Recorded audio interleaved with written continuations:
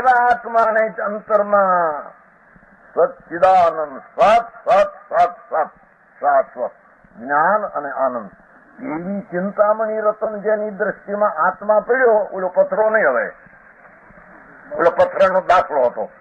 એ પથરો ચિંતામણી મળ્યો હોય તો ઈચ્છે ખોળના ટુકડાની એમ ન હોય. એ તો કે ભાઈ કરોડ રૂપિયા થાજો, ધૂળ થાજો, તો ધૂળ વાળા ધૂળ માગે ને બીજું શું માગે.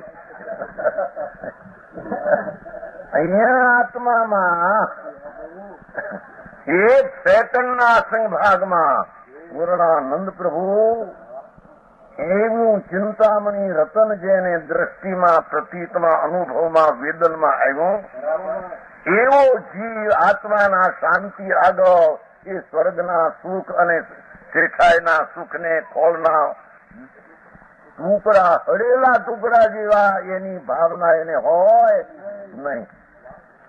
સમજાણું?